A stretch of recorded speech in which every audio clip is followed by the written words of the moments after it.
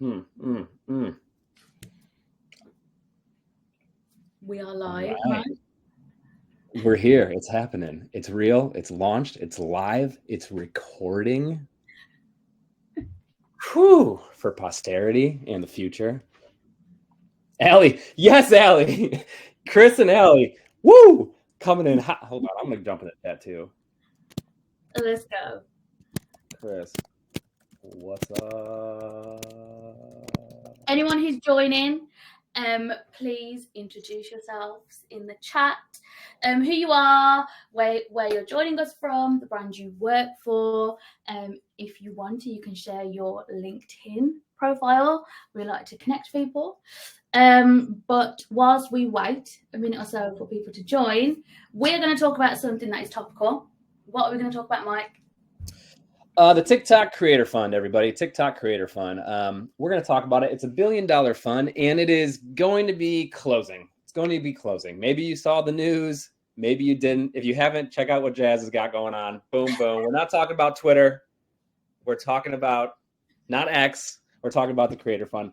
It's done. It's done. And I'll be honest, Jazz, I have no idea how much of the $1 billion was actually was given out. Do you have any idea?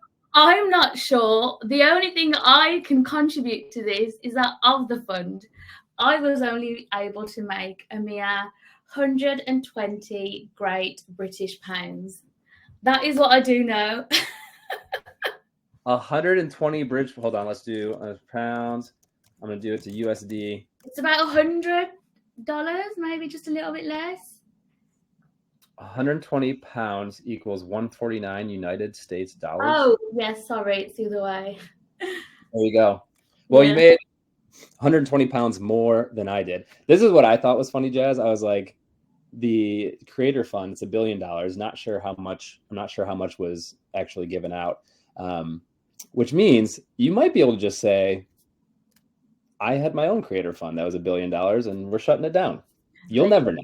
You'll never know if I was going to give out $1 billion. I do think it was interesting that it was kind of obviously at the height of TikTok and content creation, and everyone wanted to jump on creating content. It was a bit like an incentive, like, oh, we're going to dangle a carrot. We're going to try and get people to create more content, which I think that's what it probably resulted in. Brands were then thinking, oh my God, there's going to be all these content creators out there. So I think it was an interesting move, a bit ambitious. I wonder if they'll come back around eventually with some sort of under the radar similar thing. I don't know if that'll be the case or not, but we'll see. I'm interested. We'll see. Okay. What we will do, as it's been a few minutes, is if you haven't had a chance yet, let's connect. Introduce yourselves in the chat. We know a lot of you have. We have got some customers in the chat. Hello, customers. Some of you may know the lovely Mike McGuinness from our CSM team. Share your LinkedIn profiles. We like to connect as many social media and creatives as possible. I love that. In fact, I'm going to throw my own. Hey, everyone. I'm Mike. Here's my LinkedIn. Check it. Here's my LinkedIn. Pow! There you go. That's me. I just jumped in there. Okay. For anybody who does not know, what is Slate? What's going on? What is this? Look at that. Boom. Slate. Wow. It's the all-in-one content creation hub built for brands. So if you're a brand and you're out there and you're like, we want to keep everything more on brand, because sometimes stuff gets a little loosey-goosey, or you're trying to create content quicker and more efficiently and bring everything to one spot, that's what Slate helps you to do. Videos and photos, filters, backgrounds, graphics, text, templates, all sorts of things are happening. And I'll let you in on a secret. It only gets better literally like every single week. It feels like there's updates coming out all the time. So that's what we're here for. That's what we do. And we help a lot of people create like high level quality content in like lightning speed. So Slate, that's what's going on. That's what the logo is. Figure that one out. Boom. And that's what we're here for. Thanks, Mike. So before we jump into the webinar, just some housekeeping. You will be able to see the chat icon at the bottom right of your screen. Please use the chat and reactions feature throughout the webinar. If you agree with something, if you don't agree with something, if you have an opinion on something, we encourage you to use the chat. If you've got any questions, there is a questions icon. Please add any questions in there. This prevents them from getting lost within the chat. And then it also means at the end of the webinar, we have a list of everyone's questions and we can try and get through as many as possible. If you do have to jump off, or if you are someone who has signed up but you haven't been able to join today, as soon as the webinar is finished and we end the event, you will be sent a replay. So the agenda. What are we going to discuss today? We're going to talk about the art of authentic storytelling, navigating the brand and creator partnership, legalities and ethics in creator content, the return on investment of influence, and we will finish it up with looking at what holds the creator economy in 2024. Whoo! Okay, now it's the time. So this is for anybody out there getting ready for the panelists. We've got, I'm seeing, who do we got in here? We got like Brecken's here. We got Abby, Charlie, Grace, Brittany, Zach, Haley, what's up? Good to see you. But all sorts of panelists are going to be joining us. And for that, I'm going to take it to the top. That means we're going to bring this desk. Look at this. We're going to the top. Creators, come and join us. Come and join us. Let's go. Let's go. Get pumped. These people rock. All right, I'm going to leave. I'll be back for Q&A in a bit. Welcome, everybody. Thanks, Mike. So, Clifford, do you want to introduce yourself and tell us about you? Yeah, absolutely. Hi, everyone. My name is Clifford Taylor the fourth. I'm currently a content creator, but for the last few years, I've been working in sports. I'm a graphic design major. I'm a graduate from the University of Florida, go Gators. And so the last few years, I worked in Los Angeles for the LA Rams the year that they won the Super Bowl, which was awesome. And then last year, I began working in social media for the NBA. And now I'm currently a full-time personal content creator. And so life is great here in Orlando. Nice to meet everyone. I see you go Gators too. I see you. I can go ahead. I'm Chris, everyone. I run my own social media consulting agency called C3 Media. I founded it basically last year after I was laid off from my job. And I thought, how do I put all my social media experience to use to fill a hole in the market? And I just started my own agency helping brands, connecting them with creators, creating social media content, and just basically up-leveling their brands. Previously, I worked for Loom, which is one of the leading asynchronous video tools that you can use to record your screen and camera. And before that, I worked at KQED, which is the largest NPR station and PBS station in America, leading their social media for 2 years. So yeah, happy to chat and connect with you all. And last but not least, hopefully, it's me, Natalia, but everyone calls me Nat, so feel free to call me Nat. I am in London, but I'm Spanish, so I'm a mix of both British and Spanishness. And I am the founder and MD at The Good Egg. We started as a small boutique influencer marketing agency nearly 4 years ago. And now we do a little bit more of stuff like social and experiential events, anything to do with the creator economy. In a creative way. And before that, I worked in different agencies and clients like Amazon or Publicis. And yeah, I've been working in influencer marketing for 10 years now. So yeah, quite a long stint for such a very young industry. Cool. And I just want to say, I came across every one of these panelists personally. Clifford, I knew from his time at the Rams and all the content he made for the last Super Bowl. Christopher, I connected with on TikTok when I saw someone else creating content about the life of working in social media. I was like, Christopher is my guy. And Natalia, I worked with Natalia previously in the influencer marketing world. So I'm so excited that we have such a breadth of experience for today's webinar. But before we go into anything, let's just look at the state of the creator economy. So it is said that the creator economy is worth $250 billion. And it is only going to go up, or it's predicted to continue to rise and double in size by 2025. But the creator economy, or the term creator economy, hasn't existed for the entirety that influencers have existed. And this is the situation that we experience in present day. You've got influencers and you've got creators. And some people will ask, what's the difference? Is there a difference? I will just put my 2 pence in, or what people tend to think an influence is versus a creator. So typically an influencer may be someone who has a certain level of authority, reach within an online community, a specific industry, and they have the power and impact to influence decisions, hence where the term influencer came from. A creator is more of a newer term, and is typically an individual who generates original, engaging content that's unique to them and their personal brand. They often focus on creating high quality, valuable and niche specific content that will resonate with a particular audience. So I like to use the example of, for example, Kim Kardashian, as per se. She would be seen as an influencer. She would probably be referred to as an influencer because of the type of content that she posts. Whereas a creator is someone who I think intentionally didn't start to create content with the full purpose of gaining brand partnerships. It was more about them as a person, their uniqueness in creating content.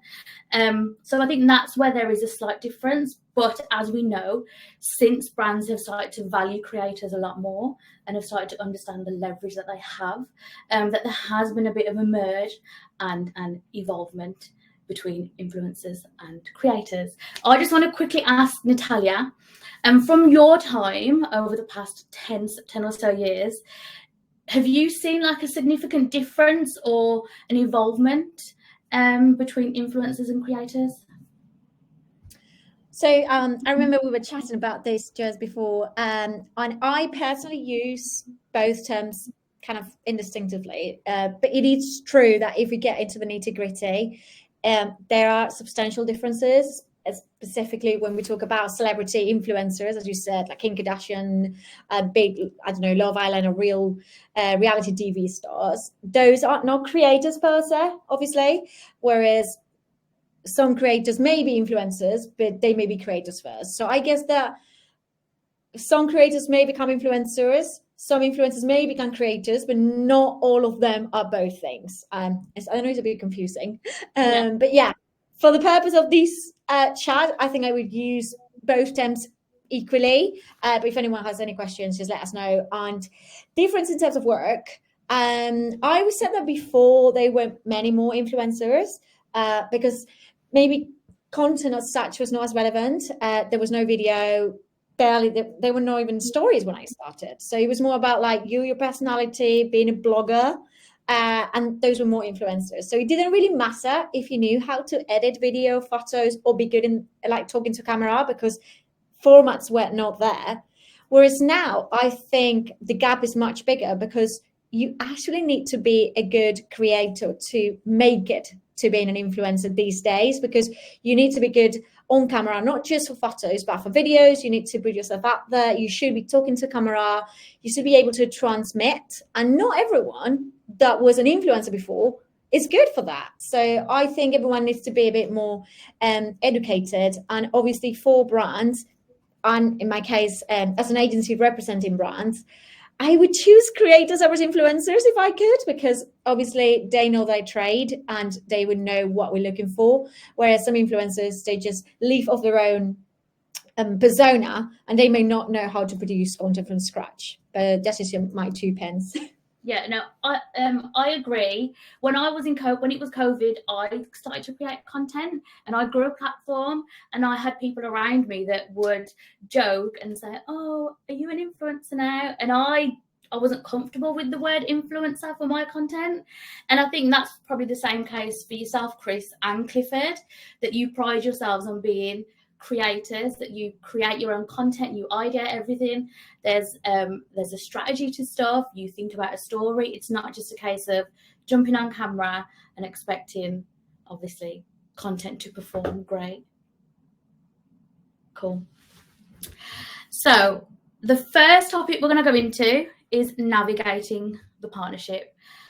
And one of the reasons why this is so important is because essentially brands have an objective that they want to try and reach. And the only way that they can try and reach that objective is if they work efficiently, effectively, they communicate great, things are clear with a creator. So the first question that I'm going to put out to the panel is, what do you think is important to brands and agencies when searching for creators? Chris, I'm going to go to you first, because I know that you've done some campaigns in-house from your previous employer. What are the things that you would look for? Yeah, absolutely. I think whenever I'm helping a brand find creators that, work for them, I think you have to really look at the content that the creators are making, and really make sure that it resonates with the brand style that you're going for, because I feel like so many people reach out to creators thinking, oh, okay, this person fits the demographic we want in our videos. They have content creation skills. We can just give them a brief and they'll make what we want them to. But so many times I've seen that not work out very well. And you really have to go with creators who are making content that speaks to your brand values, that they're in the niche, that you think that they will understand your product and be able to convey that to a target audience. So that's, I think, the biggest thing for me when I help connect, both sides. It's like, is this content, and is it performing well what they're posting on their page? Like, they don't necessarily need to be going viral, but if it's like, good engagement rate, you see that there's potential, like, depending on what your goals are for your campaign, you can really help them like up level their creative. So yeah, I would say the content itself is just really key. Cool. Natalia, did you want to add anything? Is there anything different that you do from your perspective as an agency owner? I think I quite agree with what Chris is saying. Content is taking the main stage for sure. I would say getting more into the brand's head would be the value proposition. Make sure that when you team up with a creator, you share values. It happened to us in the past that we had to literally pull out last minute with some creators because they were making certain comments or something in social media that was not quite, it was not right for any brand, but specifically for the brands that we were working with. So I think just make sure that you like the content from an aesthetical perspective, mega important, and B, you like the person that is actually behind the account. I think that's very, very relevant. And of course, you need to check the demographics and the numbers and all those things that we all have to do anyway, but that's a given, I would say. Yeah, sure. So let's flip it on its head and think about, because it does have to be obviously a joint relationship, and creators have a certain level of trust from their audience, their followers. So what do you think creators can do to vet brands to ensure that their values align and what they believe in, the brands also believe in? Did anyone in particular want to take this one? Chris or Clifford?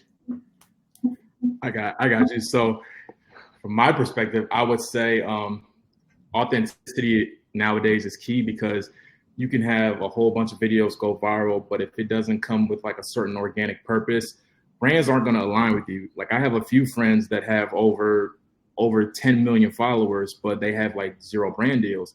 And the thing with that is because they're looking more to get a reaction rather than just, being able to build their brand, align it with brands from the likes of, let's say, McDonald's, Wendy's, or, TJ Maxx, or whatever the case is. So I think really for me, I try to preach to myself to be authentic and just be organic, because everyone tries to do the same thing nowadays, especially I'm sure you guys see it with, the public interviews, and they have like the most ridiculous answers and things like that. Like, you can do that till the cows come home, but if your content is organic and fresh, that's gonna align more to brands. Like, and that's why I've been able to do stuff, of course, with like the Gatorades of the world, the Snickers of the world, because like it goes hand in hand with each other, and there's like no sugarcoating around my content because it's all straight, pure, and organic. So my biggest advice would be just be authentic, and the opportunities will follow. It's great to have an agency with you too, so I recommend that as well.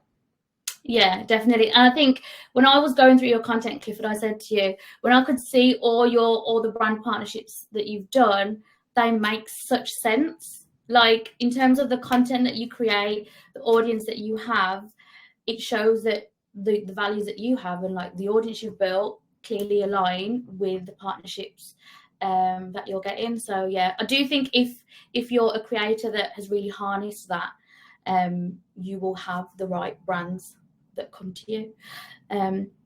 Okay, cool. Now let's look at planning for perfection, because we know working in social, so much of a great piece of content incurs a certain amount of planning, especially when you're dealing with creators and brands. So for the first one, Clifford, I would like for you to just talk us through. I know this was a recent partnership that you did with Wendy's. I think is so cool.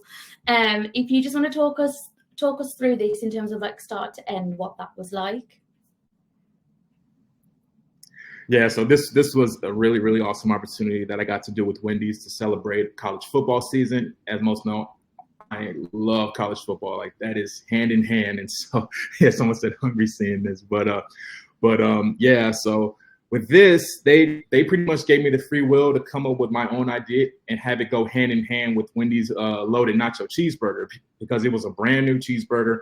No one had ever tried it before. And I remember in the call when they told me no one's tried it before, it worked out, and it just worked out perfectly because a little backstory of my football career. So leading up to college, I never played football before. I played basketball my whole life. And then when I got to college, I decided to switch and play football. And I said, okay, now I know what I'm going to do. I'm going to go hand in hand with my walk-on career and make it into something, you know, cool, crazy, and special with Wendy's. Because in the skits, I know you can't really hear it, but in the skit on the left, I always talk about things that I've never tried before. And after I try the burger, I say it's life-changing, kind of like how football and sports media has changed my life. And that's why at the end, you'll see like a little wink there. And so just really going hand in hand with my football career, I think that's the greatest thing, because I think for me, when brands allow you to, you know, create your own scripts, it feels more organic, because that's why I shy away from certain brands, because they tell me to say and do certain things, but it doesn't feel like me. Like the money could be great, but for me nowadays, especially as a full-time creator, I look more into what is the purpose, what is the goal, am I allowed to, you know, be myself in the content? Because if I'm not allowed to be myself, 9 times out of 10, I probably won't take that opportunity. But like I said, Wendy's, they were all in. They bombarded 3 to 4 tables of burgers, fries, nuggets, and drinks. So it all turned out really cool. But yeah, now Wendy's was awesome.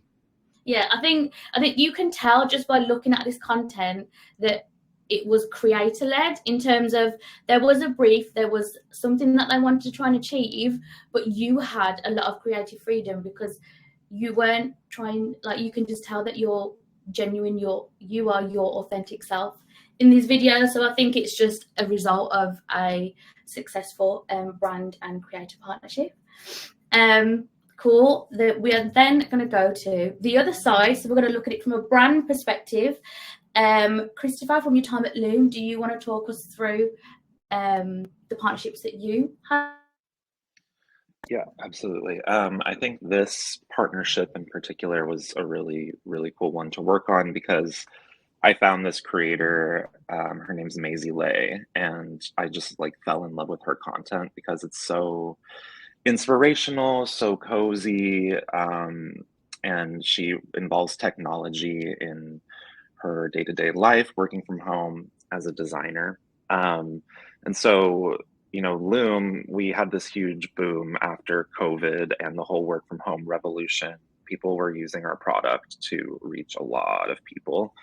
And she was somebody that I would say, she obviously is a really skilled creator. She has a YouTube channel, and I found her starting to make short form video on TikTok and Instagram, and she was like building out those channels. So it was that moment where like you find an influencer on one platform, right? And they're moving to these other platforms and trying to establish authority there. So we were able to partner with her at like a really sweet spot for both of us. And since, you know, she posted these like her brand has blown up and it got us a lot of traction as well. And just speaking from the brand perspective, for the money you pay for this, the value you get, the amount of followers we were able to get, and we were able to cut a deal where she posted this on her accounts in collaboration with us. So it was on both of our accounts, getting that type of engagement on Instagram, also getting videos to share organically on Loom's accounts, that type of value you get with the video. And it just proves the authority of your product. And when you build out a good brief for somebody that, a competent creator that's able to take a brief and really run with it, like this was an example of that. And yeah, just a really good experience all around. I've got a question for you, Chris. Did you have like an overall objective? So were you trying to drive traffic to the website or get people to sign up for a free trial? Or was it just a combination of like awareness, followers, engagement, a bit of everything?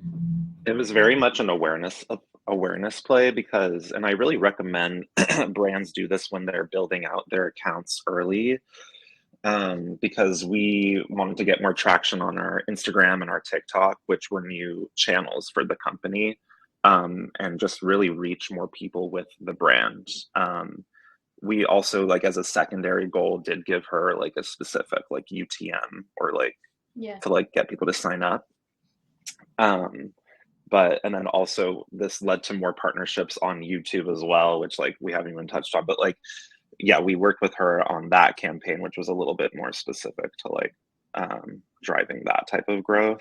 But this one was very much like that awareness follower engagement play. Okay, nice. Thank you. So I suppose I've got a question for you, Natalia, specifically. Do you think that partnerships should be more brand-led or creator-led? I think the question is depends. So I really like Chris's and Clifford's answers, because that's the kind of creators I like working with, basically, because they have a vision. So I think, if you choose the right creators, it can be creator-led. And that's why, I mean, obviously I don't want to blow my own horn, but working with people that know to find the right creators is so, so important, because some people may be biased because they represent certain talent or because X, Y, Z, and maybe like, yeah, these creators can't do that. And the truth is that I think you need to come up with an idea and find the creators that could bring the idea to life in their own way. So obviously it's not the same doing a campaign for, as Clifford said, for Wendy's, McDonald's, that admit a lot of comedy, really cool and engaging content, to doing a campaign as we're doing now, for example, for Movember, because obviously that's a much more delicate topic. So having that in mind, it can be like a scale of like, okay, here we have more control and here we can go a bit more loose. Something that I would always say is ask the creators if they have a vision. I think that is mega, mega important. And the creator may come up with an idea to bring your brief to life that actually may work just perfect. And it may be completely different to the idea that all the creator put on the table. And that's just great. Doesn't need all to be like exactly the same, with the same CTAs, with the same wording, because I've seen a lot of campaigns like that. For instance, I don't know, fashion campaigns with creators just all wearing the same outfit, doing the same thing. And it's like, but where's the creativity here? What's happening? So in my opinion, come with a really, really, really cool idea as a brand, a really cool concept, a strategical concept. So never go into working with creators if you don't have a concept. That for me, it's like the base of everything. Some brands may go like, oh yeah, I want to work with influencers. Yeah, but what do you want them to tell? First things first, like what is the back idea, like the backbone of it? Are we servicing a PR goal? Are we servicing a performance goal? What do we want to do? Work with creators. They could be in-house, they could be in the agency, depends on the brand. We do have them in-house. And then we come up with this concept. And then with that concept, we take it to creators that we think can service that concept. And then ask the creators, okay, this is the vibe, this is the idea, this is the backbone of it. How would you bring this to life? And then the creators can have their input on how they will bring that to life. Maybe for Clifford, it may look like something more comedy led, something really like dynamic and super cool and fast. And maybe for Christopher, it may be more like aesthetic, or, you know, I don't know you guys personally, but I'm just making this up completely. You know, maybe completely different, but both can be fine. So I'm very, very against brands having full control. Of course, some things have to be like mandatory tick box, like hashtags and things that you want to say in specific campaigns. Like if you're doing a Black Friday campaign, the discounts have to be mentioned, obviously. But let the creator create, because that's what they do basically. If it's overly controlled, it's going to be an ad. And if you want to do an ad and you want to put paid spend behind, just hire a model and an actor and just do that. And that's equally valid, but it's not a creative campaign. So contrary to what many agencies say, I think it's a co-creation, in my opinion. And I try and I fight very hard to make my clients understand that this is the way forward.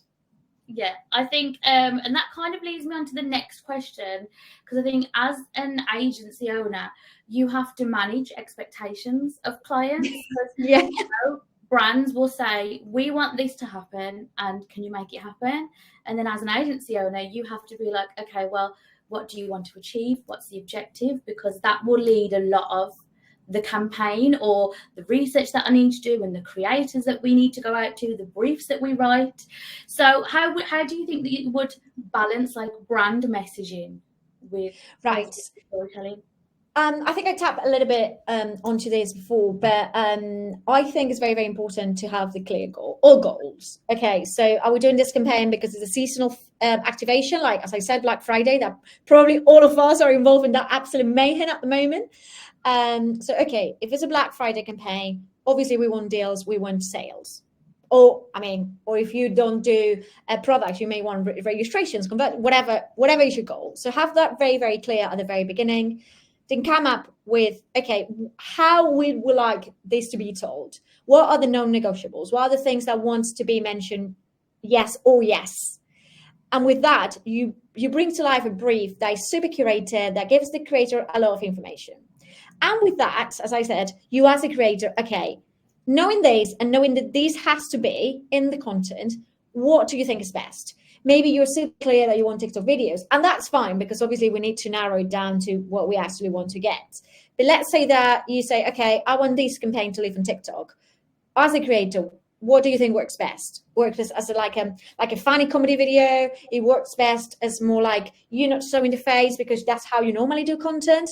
What you cannot pretend is, for instance, picking up that example, if you want a creator to talk to the camera and talk about a product on camera, don't pick a creator that never does that, because that's going to sound artificial. The creator's not going to feel comfortable, and it's going to be, a shit show for everyone involved. So I speak really badly, sorry. And so it's just absolutely pointless to do that. So I would say that the brand has to be mega clear on what they want, so it can be transmitted into the creator, and choose the right creator. I know I'm being really intense on that, but choosing the right creators so the message flows really seamlessly. Because if you choose a creator that from the get-go, you know that they're not going to be able to bring that brief to life, it's going to be such a headache for the brand, for the agency, for the creator not being able to deliver that. So yeah, brand super clear messaging, super clear ideas on what they want to tell, so the creator can understand the brief. I've seen trillion of campaigns from brands that, it didn't work out that well. Okay, the creator have a real brief? No, we just send them the product and just pay for the content. And it's like, but you didn't tell the creator what they had to say. So yeah. I think that's very, very important, but let the creator bring the idea to life. Okay. So before we go into the next section, Clifford, I just wanted to ask you, when Wendy's reached out to you, what did they say they wanted to achieve? Because I know you had a lot of autonomy in how you were going to sell the loaded nacho cheeseburger. But what, like, did they just say, this is what we want to do? How would you want to make that happen? They told me one sentence, and it just like stood out for me. They said, show us your love and appreciation for college football. And that was all I needed to hear. They didn't really need to sugarcoat, like, okay, we think you should go this direction, talk about this thing, talk about X, Y, and Z, talk about formations and plays. They said, just show your authentic passion for college football, and college football, I like to call it my best friend because I could watch it every day for breakfast, lunch, and dinner. So they just told me to just be myself. And then they said, come up with a script that best resonates you and your story. And that was all I needed to hear. And then I would, orchestrate like connecting with them during the process of filming and all that to make sure that we were all on the same page. Because I know what tends to happen is we create content and then there's a whole bunch of like revisions, like maybe do this shot over, maybe do that shot over. But one thing I like to do, I always like to keep them in the loop. So I always like to orchestrate like group chats with like the social media manager of the company that I'm doing a collab for, just to make sure that they're in the loop so the process can be a whole lot easier, because as we know, revisions, they can be a pain in the ass. It just is what it is. So I just try to make it, I just try to make everyone's job easier, because like they reached out to me, so the least I can do was put my best foot forward and making the best content possible. So that's how I approached every deal, not just Wendy's. Nice, yeah, and you can see that it obviously worked. Cool. So ROI of influence, which is a big topic in influencer marketing, in marketing in general, is how can we measure the ROI of partnerships. So typically, these are just a few of the ones that people will focus on or brands will focus on. Things like, okay, do we want to drive traffic? Do we want to drive views? Do we want to generate leads? Is it engagement? Are we going to retarget our website visitors? Awareness, account growth. So typically, when you're thinking about a creative partnership, there will be an overall objective. This is what we want to try and achieve. But if that's what we want to try and achieve, what KPIs do we need to measure in order to see if that's been successful?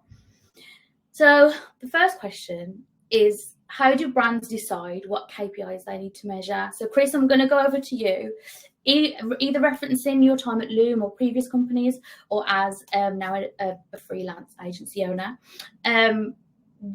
How do you decide what KPIs are important to measure partnerships? Yeah, I think it really depends on what the goal is of the campaign or the project. If it's like a seasonal campaign, for example, like, doing a holiday campaign, you want people to sign up to get a discount on a service, like you're probably going to want, some kind of tracking mechanism to measure a KPI of like people using a discount code.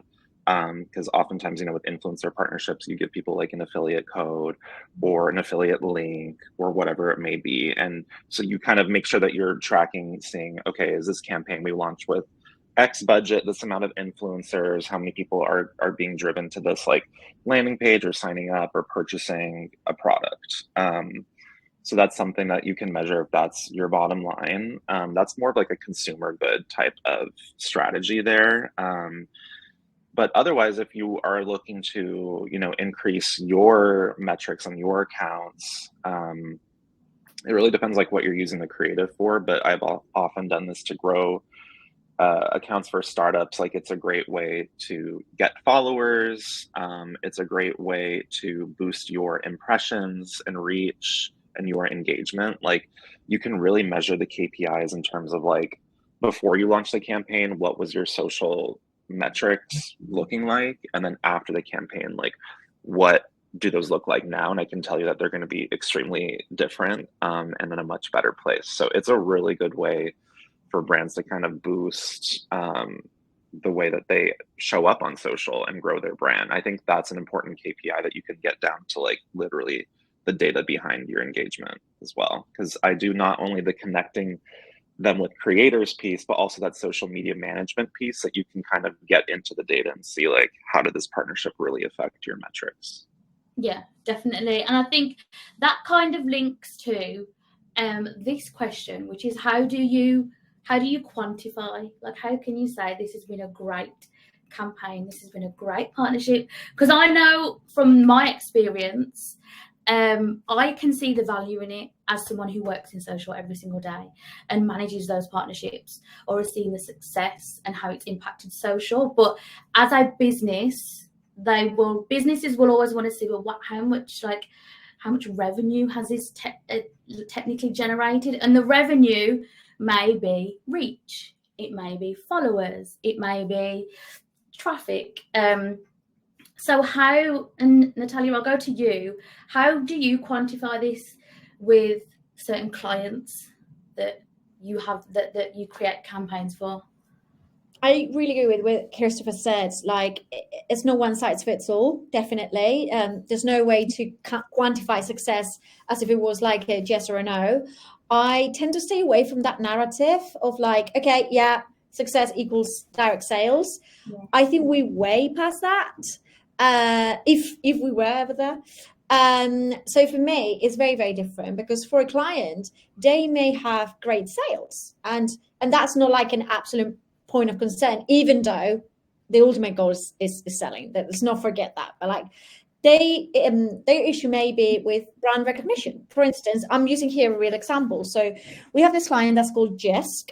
Probably in America, it may not ring the bell, but in Europe or in the UK, is a Danish kind of an IKEA, basically. So everyone knows what I'm talking about here. It's like an IKEA, but Danish. Same vibes, like kind of low to mid range. So they have over 3,000 shops in like Middle East, Europe, the UK. So not an issue with any of that. They grow year by year, but no one knows the brand. No one knows the brand. People just happen to end up there because the brands are cool, the things are great, just, by default. But no one really knows much about the brands in the way that they would know IKEA, right? Or Target maybe in the US, or, something like that. So their goal, first and foremost, is to get more brand awareness. And I know this is very, very different to what brands normally want to get. They normally have brand awareness, but they want to increase sales. But what I'm trying to show with this example is that our goals are not always directly related to sales. Some campaigns may be directed to, increasing brand awareness, or just finding a way that people can pronounce the brand correctly. In this case, everyone was calling it JYSK. And they were having a major issue of recognition and PR. So our role was to get people to identify Jisk as a brand and have it on top of mind. For other clients, it may be completely the opposite. Like, we recognize we're the zeitgeist, I say that word horrifically, of the moment. Everyone loves us, but we're not selling. What's happening here is there's been an issue with like the conversion, like the checkout. What's happening here is the price point. So it's not always about the influencer per se. It may be an issue within the company. So in my opinion, it's really, really related to the goal that you set at the beginning. What you cannot pretend is if your goal is raising awareness, then be like, oh my God, so our sales of this specific product haven't raised by X%. Well, maybe because that was not your main goal. Obviously, again, we always aim to sell, but the target may be a bit different. So you need to really identify what's the main goal, because let's be honest, we cannot sit, we say in Spanish, we cannot sit in 20 chairs with one bum. So you cannot cover everything with just one campaign. And I think that's very, very important. For me, more generally speaking, I think you can quantify influence in many different ways, by social mentions, social noise that we like to call it, like was the buzz going on around it, the brand, are people talking about it? For me, sentiment is so important, and I think it's often overlooked, like how people are reacting to it. Are the comments just like not giving a shit about the product, or are people commenting, well, this is actually amazing, I'm going to go into Amazon and Google it? Because that happens a lot. We cannot forget that people may see things online and then just check out elsewhere. And as the screen mentioned, like codes and discount stuff, if you're doing Black Friday deals, any of those codes. So it's a combination. It's never like, we're going to just measure this on a CPA basis from direct sales. In my opinion, that is an absolute mistake, because you're missing, like, I don't know, the PR that may be generating. People are talking about on social. It may become a trend on TikTok. You never know. Yeah. And I think for me, something that I've always struggled with working in social is you can't always attribute stuff to social, because social is so linked in terms of you post content, someone might see it in 2 days time. We know with TikTok and Reels, videos can go viral for 3, 4, 5, 6 months, but it's always super, super difficult to definitely say, oh, we can attribute this many sales or this much traffic from social, unless you have something like Chris mentioned, a UTM link, which not everyone always uses that UTM link, like you said, Natalia, if they go to Amazon.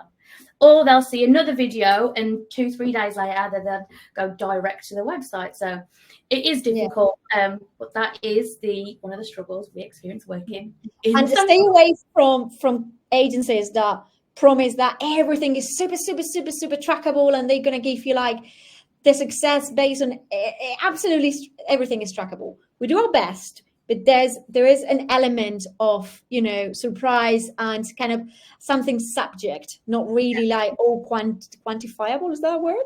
Yeah. No, that makes complete sense. Okay.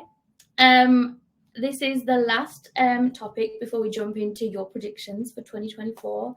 So legalities and ethics. There's been a lot of conversation, I think, since influencer marketing became a thing, between being transparent about what is an ad, what isn't an ad, what's a paid partnership. First question, I'll go to Clifford. What are the legal obligations that you've experienced? I know that you've done a lot of partnerships recently. In terms of the brands that you've worked with, what is it that they've said you have to disclose, or do you have to put ad? Do you have to do something in the TikTok app to make sure that it says paid partnership? Is it always super clear from a brand perspective? Oh yeah, now I know it like the back of my hand. So usually what brands do, so they'll usually give you instructions, especially like with TikTok, they have this thing called like ad settings. And so you go in there and then they have all these different options, and like brand itself, they'll give you some sort of like special code to put in to promote their campaign, and make sure you put ad authorization, make it eligible for 60 days. And then you got to expand it for another 30 days after the 60 days. And then you just pretty much post it as ad authorization. And I know Instagram has kind of picked that up a little bit, because before all you had to do on Instagram was just use the hashtag ad. You didn't have to like do paid partnership with X, Y, and Z. But TikTok has been on that ad authorization wave for pretty much since I started making videos. And then now IG is doing a thing where it's like, send us a special code so we can help, boost this out, to the national or worldwide market. So that's definitely disclosed. And then obviously, of course, like the deliverables, like maybe make 3 to 4, I'll use the Wendy's example, 3 to 4 TikToks, 3 to 4 Instagram posts, and then like a carousel, and then a gazillion IG stories. So that's pretty much it. But as far as like the ad authorization and things like that, it's pretty straightforward. Sometimes they'll tell you last minute, invite us as a collaborator. That's only happened one time, but for the most part, it's pretty straightforward in the contracts that I sign, and I make sure that my agent looks at it. I even make sure my mom looks at it. So yeah, it's all goes hand in hand. Yeah. Has any brand ever mentioned like a restriction of music, or you can't use certain audios in your content? All the time, all the time, especially with TikTok. It really got to a point where at this point, okay, I'm just gonna switch my TikTok to a business account, so that way, like when it's time to create ads, create sponsored content, I have nothing to worry about. It's gonna be second nature to me. But yeah, in the beginning, I had to pick stuff from like the TikTok commercial library, the Instagram library, just little cool instrumentals here and there that you've probably heard a gazillion times on the ads and things like that. But I would say as of late, I haven't really had that scenario. Wendy's, they pretty much put it in my hands to pick the music. But yeah, in the past, like doing things with Gatorade and doing things like with Snickers, oh yeah, they were like, okay, you can only pick songs in this genre, and it can only go from minute 1 to minute 3. So yeah, I've definitely had my fair share of restrictions. But that comes with the territory. You're collabing with them, so it comes with the territory. Yeah, I think that's something that has evolved as the creator economy's got bigger. Because I know, and Chris, we had this conversation the other day where like I've had brands that have reached out to me and they have said like they haven't given any restrictions on music. They've said, oh, I was the one that initiated saying, hey, do I need to use a certain song? It doesn't need to be from the commercial library. Or some brands have even said, you can post this, you don't need to use hashtag ad. And I'm like, that goes against kind of my ethics. So how do you think brands and influencers can ensure ethical conduct? Natalia or Chris, I'll go to either of you. I feel like brands and creators just both need to be transparent about everything. I think on the creator side, yeah, you might get that sometimes where if you are newer to the industry, brands will send you things or, pay you a lower rate or tell you to not put ad in your post or whatever. So I think like there is a responsibility on the creator side to educate yourself on best practices here because a lot of brands aren't going to have your best interest at heart, right? Like ideally you would want them to, like if they're a big name, ideally they probably would, but some, if you're getting newer into it, that might not be the case. And then from the brand side, try to approach creators with that same lens, like give them a fair deal, like give them clear guidelines to follow, that are transparent about the partnership. And yeah, I think having things in writing is very helpful as well. Yes, definitely. Yeah, And I Natalia, agree.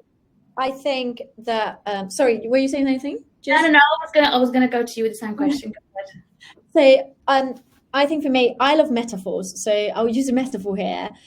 You would not draft a contract without a lawyer if you wanted to get divorced, in the same way that you would not fix a boiler yourself or fix your car yourself. So this is the same. Like you should get people that know what they're talking about as a brand to ensure that you're not making something, it's not illegal, but like something that it's not compliant. And sometimes it happens to brand that, oh, the agency never mentioned that we should use X or Y. And as Chris said, like obviously creators should be educated because it's part of their day-to-day. But brands, they cannot be experts on everything, right? But that's why it's so important, again, people that know the FTC or the ASA, which are the American and the UK, which are, to be fair, the main ones we use elsewhere, or the German ones as well, because those FTC, ASA, and I cannot remember the German name, are regulations, and they change every 6 to really updated as an agency on, okay, it used to be okay to say paid partnership, and now you need to add, or it needs to be here or there. Now there's been a lot of conversation around this recently with Grace Beverly, a big influencer and entrepreneur, and people were like, she hasn't disclosed this and that, and actually she was saying, no, I have, there's more ways than one to disclose, and she was educating people here. But obviously this is a role that agencies should cover, to educate brands, to make sure that in the same way a lawyer will protect a client, we are protecting the brand as well.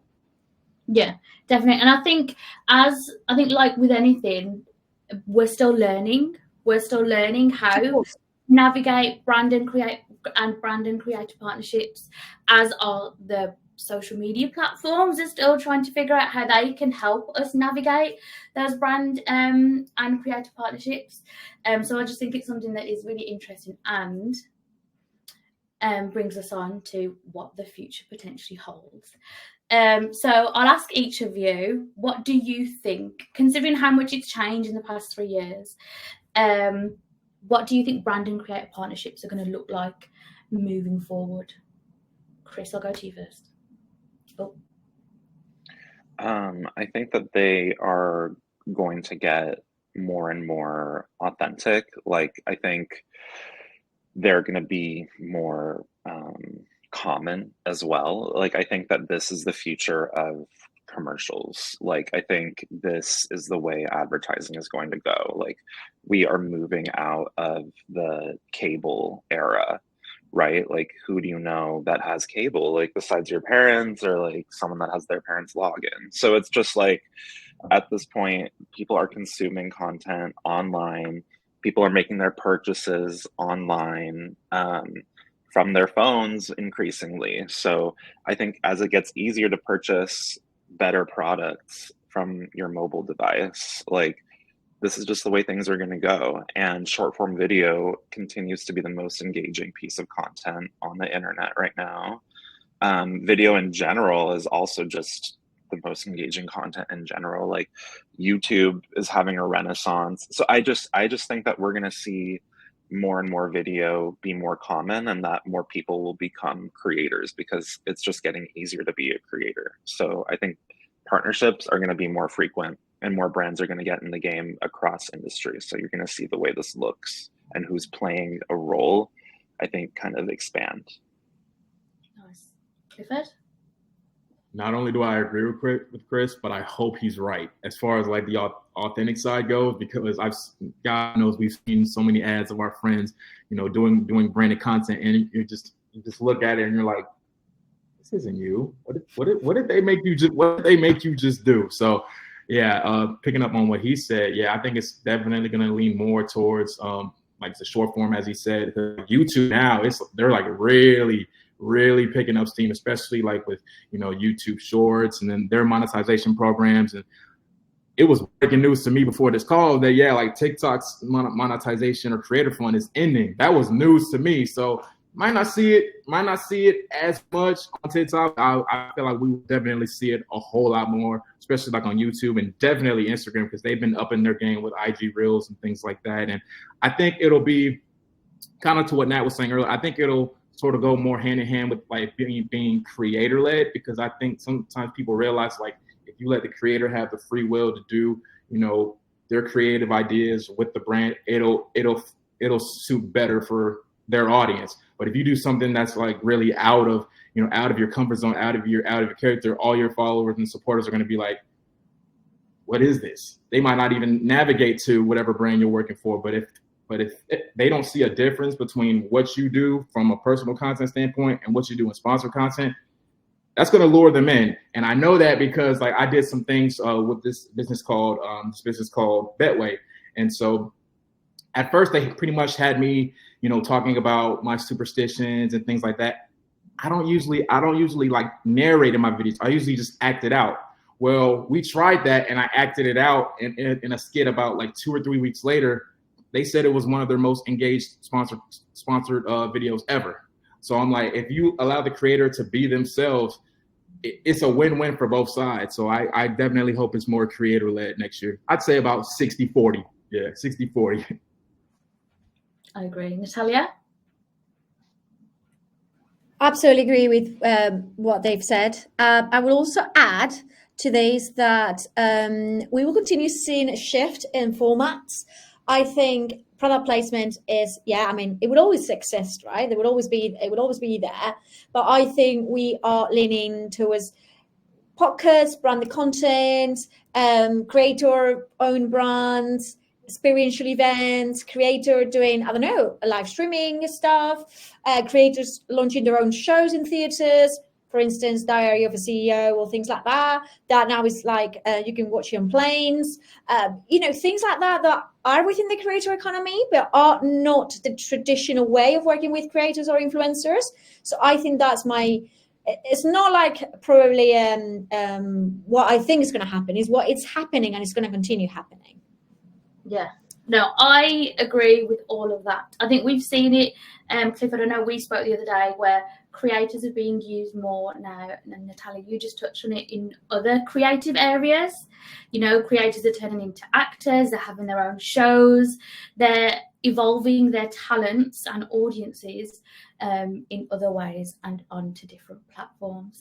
So I think it's exciting to see what the future holds for the creator economy. That being said, we'll jump into a Q&A. Mike should be joining us back. Oh, there he is. We made it. All right, listen, I know that we're pretty much at our time, so we've got a couple quick questions and then we'll wrap it up. The first one, there's been a lot of shows. I'm getting like a phone call somewhere, don't know where. What was it? Pow, done. Okay, get out of here, phone call. We'll answer you later.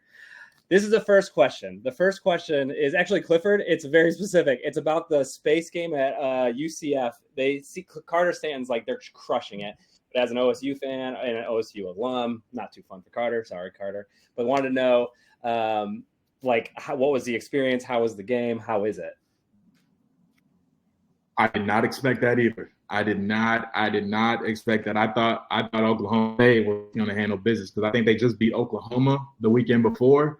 So a good friend of mine, he's a UCF grad, and he asked me if I wanted to go. I said, Oklahoma State. No, y'all are going to get blown out. And then he said, it's the space game. And the space game is like their Super Bowl and ironically enough, it went hand in hand with EDC Orlando this past weekend. So Orlando was just up this past weekend. So it was a really cool experience. It was downpouring most of the game. But yeah, what really surprised me was like after the game, and so the fans they went crazy they went like a zombie was chasing them. That's how fast they jumped on the field. So I remember just going on the field with my friends, and I was kind of surprised at how many people like recognized me. Like that's still like really shocking to me, because like for me it's like the most humbling thing in the world. But like these kids are like, yo, are you so and so? And I'm like, yeah, nice to meet you. But it's really heartwarming, and it's really humbling, really cool experience. But yeah, so I would never say UC is better than Florida. I would never say that. I'm not gonna go that far, yeah. Yeah, but nah, UCF, they have a really nice campus, a really nice game day atmosphere. I was pleasantly surprised, but yeah, it was really cool, really cool. Awesome. That's awesome.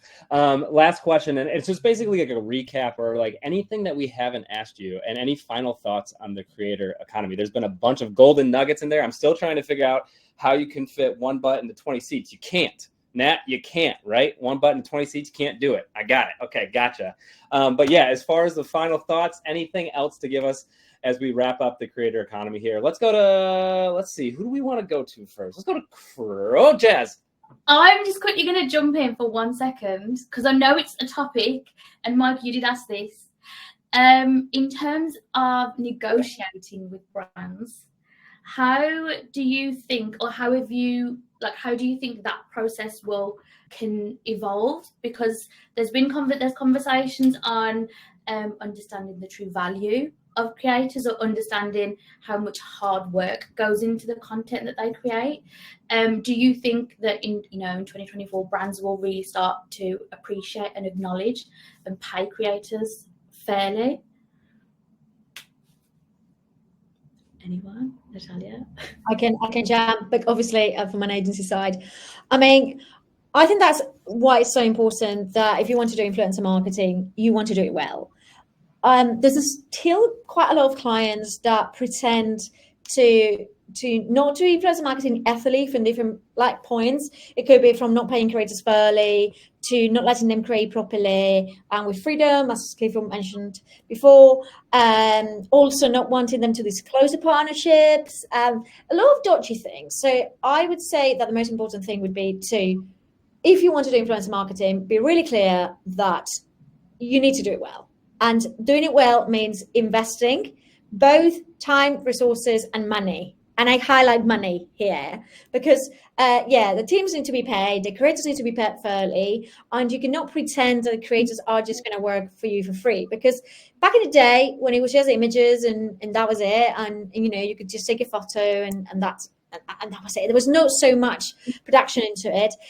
You could get away with it, but now the creator may need to do a full shebang of a video, like the editing, like everything, like a whole thing. So you need to be really, really conscious that effort needs to be paid for. So I would say that if you don't have the resources at this specific moment to do something that is meaningful, to something that is respectful to the creator, it's much better that you hold and you reassess.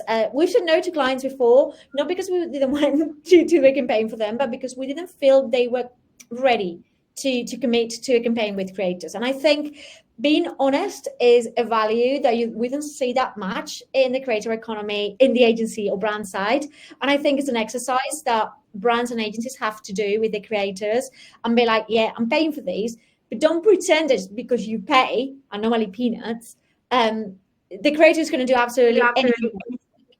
And obviously make sure that what you want to get out of the collaborations is reflected on a contract. And that's very important for IP rights, usage rights. Where are those that content being used? Like every day, literally, we see creators saying, oh, I did a campaign for, I'm just going to say a random brand, Microsoft, and Microsoft used my image on like an out-of-home ad. And that happens all the time. So just make sure that what you want to do, you have the resources to do it and the willingness to pay for it.